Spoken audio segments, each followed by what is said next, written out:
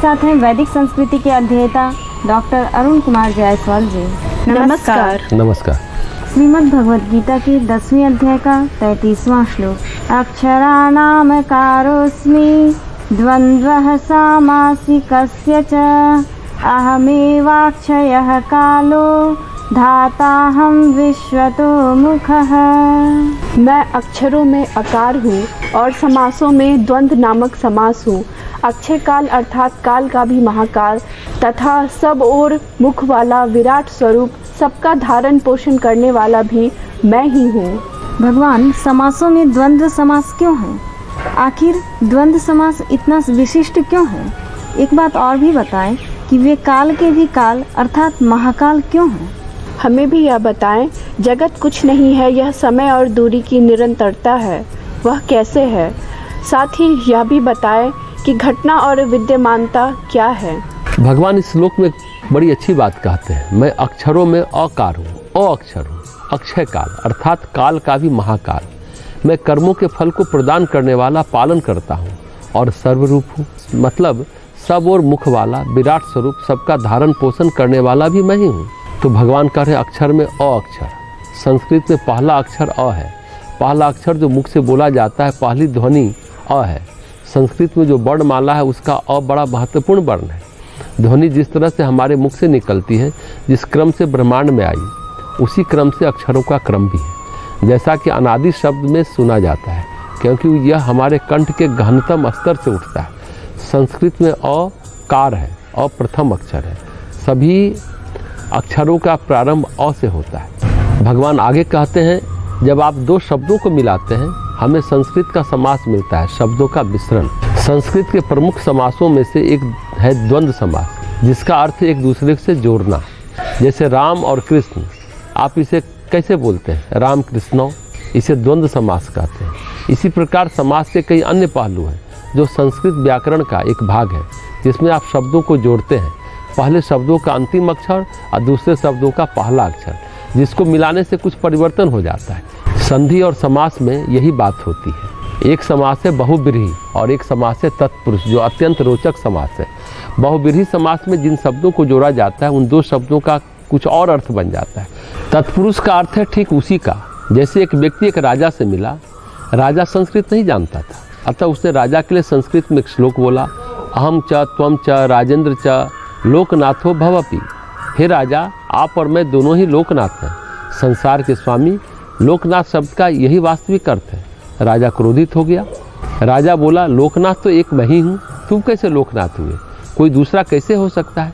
लेकिन दूसरी पंक्ति में इसे स्पष्ट कर दिया, बहुब्रीहि समासो हम सृष्टि तत्पुरुषो भवान। मैं लोकनाथ हूँ बहुब्रीहि समासों में। बहुब्रीहि अन्य पदार्थ ग्रहण है। इस समास के अनुसार लोकनाथ का अर्थ है लोकस्य नाथा। लोक मेरा स्वामी है, मैं लोक का स्वामी नहीं हूँ। बहुब्रीहि समास में इसे लोकनाथ कहते हैं और लोकनाथ का अर्थ षष्ठी तत्पुरुष के अनुसार लोकनाथ मतलब आप जगत के स्वामी हैं, आप तत्पुरुष हैं और मैं बहुब्रीहि हूँ।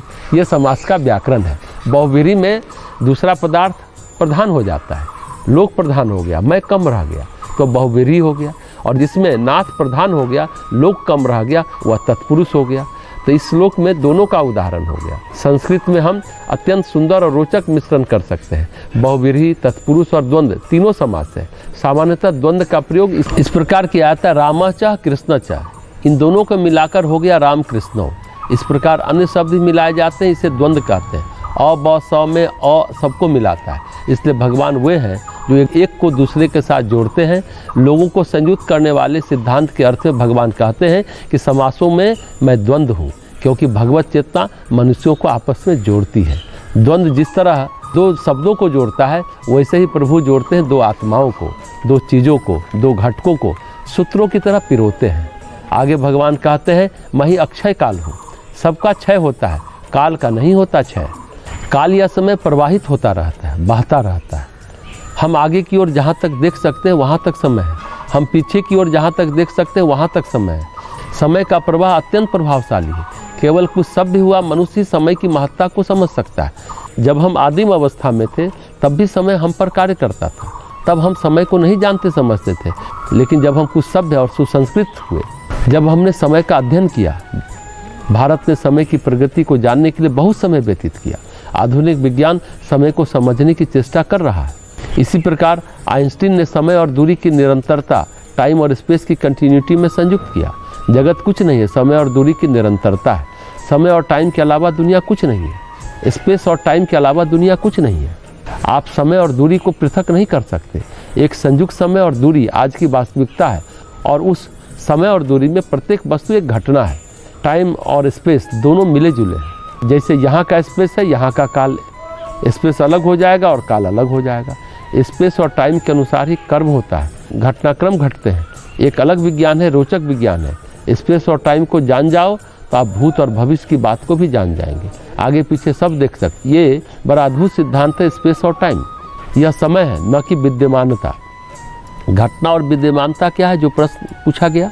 घटना घट गई और गायब हो गई। विद्यमानता होती है जैसे मकान है, पेड़ है, विद्यमान है। घटना जैसे रेल है, गुजर गई। घटना घट गई। तो स्पेस और थ्योरी को जानते हुए कहते हैं यहाँ कुछ भी विद्यमान नहीं है। जो मकान है वो एक घटना है, अभी है और अभी नहीं रहेगा। तुम हो पर विद्यमान नहीं हो, तुम भी एक घटना हो और नहीं रहोगे। तो जो टाइम और स्पेस के अर्थ को समझते हुए कहते हैं यहाँ कुछ भी विद्यमान नहीं है। यहाँ निरंतर घटना का प्रवाह चल रहा है। समय के अनुसार घटना दूरी यानी स्पेस में घटती है। धरती में घटना घटी तो धरती क्या है? स्पेस है, अंतरिक्ष है, ग्रह है, सभी स्पेस है, दूरी है, जगह है। तब न यहाँ घटना घटेगी, काल घटनाओं को मोटिव करेगा और वहाँ घटनाएं घटती चली जाएगी। जगह है तो दूरी है, तो विद्यमानताएं। जब आप समय और दूरी की निरंतरता के रूप में देखते हैं तो विद्यमानताएं लुप्त हो जाती हैं, एक घटना बनकर रह जाती है। सब कुछ घटना बन जाता है, ठीक सिनेमा के चित्रों की भांति। बहुत छोटी छोटी विद्यमानताएं साथ रहकर उन्हें पृष्ठभूमि के रूप में समय दे दिया जाता है। वह समय की गति सभी विद्यमानताओं को घटना में परिवर्तित करती है। समय और दूरी के 3 आयामों को एक साथ मिलाकर जगत की वास्तविकता बनती है। और आइंस्टीन की थ्योरी ऑफ रिलेटिविटी सापेक्षवाद के अनुसार चतुर्थ आयाम, 4th डायमेंशन, निरंतरता या आगे ही बढ़ना है। यह अनंत रूप से आता है। इसलिए भगवान कहते हैं मैं हूँ अक्षय और अंतहीन काल। मैं हूँ समय, मैं काल हूँ। 11वें अध्याय में भी भगवान बोलते हैं कि मैं काल हूँ। मैं यहाँ सब खाने के लिए आया हूँ। समस्त विश्व काल के द्वारा खा लिया जाएगा। काल के सर्वस्व उपभोक्ता समय सब कुछ खा लेता है। यह एक वक्तव्य है, कुछ भी नहीं बचेगा। यह समय की मूल प्रकृति है, गहन वास्तविकता है। आगे भगवान इस श्लोक में कहते हैं मैं ही हूँ धारण करने वाला, मैं ही हूँ पालनहार और ऐसा जिसका मुख सब ओर है। कहीं से कोई चीज़ लेकर भगवान सृष्टि को सुरक्षित संरक्षित बनाए रखते हैं, सृष्टि का पालन करते हैं। अगर भगवान धाता न हो, सृष्टि को धारण कौन करेगा? सब चीज़ बिखर जाएगा। तो भगवान कहते हैं मैं ही धाता हूँ, मैं ही पालन करता हूँ।